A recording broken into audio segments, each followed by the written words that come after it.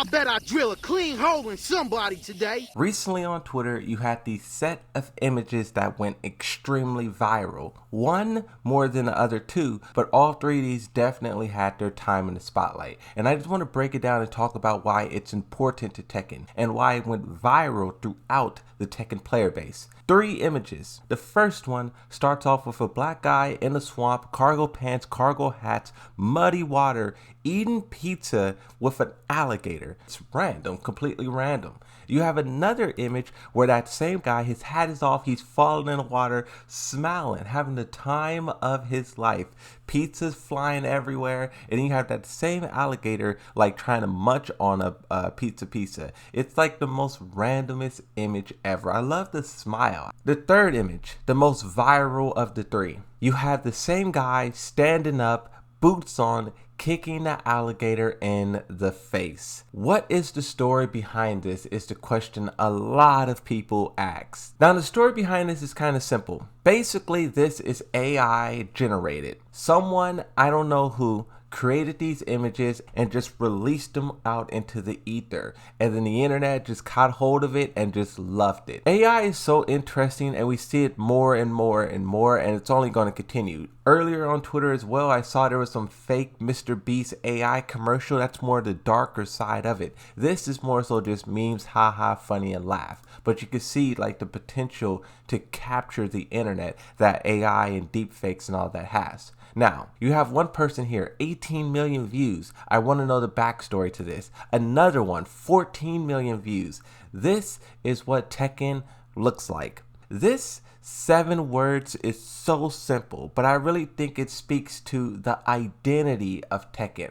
We have some tweets from Harada about this as well. I will get to that in just a second, but I think this is so interesting, especially at a time when everyone's hating on Panda and whatnot. You have many different conversations within Tekken. Some people say that Tekken is an anime, Tekken is super serious, Tekken is only for the try-hard and the die-hard and no one else. But I think that couldn't be farther from the truth. The randomness of this image, the guy kicking the alligator, perfect form, perfect figure, then the alligator is just the most randomest thing like imaginable. In my opinion, I think this is what Tekken does so perfectly. Getting a bear, a kangaroo, a dinosaur. They also had a concept of a giant praying mantis that they wanted to put into the game, but that didn't happen. Players didn't vote on it. This to me is just like the blood of Tekken. And when I see people say like, oh, the bears doesn't matter, why is there bears on the roster? I think this is why. At the heart of what makes Tekken Tekken, you do have like some of the realest martial arts to be featured in a fighting game, but you also have like wacky and insane ideas that you really won't see Mortal Kombat pull off, or even Street Fighter. Street Fighter gets a little crazy at times, but it's nothing on the level of Tekken. Tekken just has a different feeling to it. You know, Gon, Alex, like I said, Roger. Tekken just has such a different feeling and vibe, and I think this picture really summarized that perfectly. A random guy in a swamp fighting just random creatures. Like, this screams Tekken. You have a tweet here from High Buff Gigas that kind of expresses that. You have Bob pretty much doing the same exact kick as the AI generated man, and he's kicking Yoshimitsu the same exact way as the alligator. Even Harada got a kick out of this. He simply puts LOL. In a second tweet, he goes a little bit further in detail. Someone created this image where they put basically hitboxes and hurt boxes over the alligator and the guy. Harada caught wind of this and he says, I can understand why you would want to do that, but that's how hits on a 2D fighting game. Tekken is a 3D fighting game, so the hits are actually trajectory of the moves, calculated with trigonometric metrics, functions of 3D coordinates based on skeleton bone of fighting model. But I think it's interesting how Harada was just looking at all the different replies and comments and everything, and he saw this one and was like, hold up, that's not how 3D fighting games work. You know, obviously he's a very big advocate for 3D fighting games, considering that Tekken is one of the last ones left, right? This is something that's asked kind of frequently by news articles and journalists and stuff, is like, Tekken is the last 3D fighting game left. None of them are performing to the level that Tekken is. Like, this tweet going viral is kind of evidence of like Tekken's like staying power. Even though Tekken 3, the height of its cultural impact is like such a long time ago, I think Tekken 7 kind of revitalize that in a way, and now it's up to Tekken 8 to sort of take that momentum and run with it. That's something that I always try to talk about, is like how Tekken 7 really just like worked with what it had. You got to remember, Tekken Tag Tournament 2 almost killed the franchise. It put the game in a horrible position. Let's go all the way back to Tekken 6. Tekken 6 didn't really fail. Tekken 6 was like a good, like average